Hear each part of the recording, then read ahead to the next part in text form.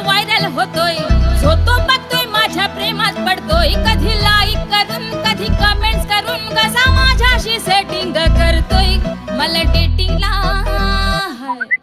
डेटिंगला नेतोय ह्यो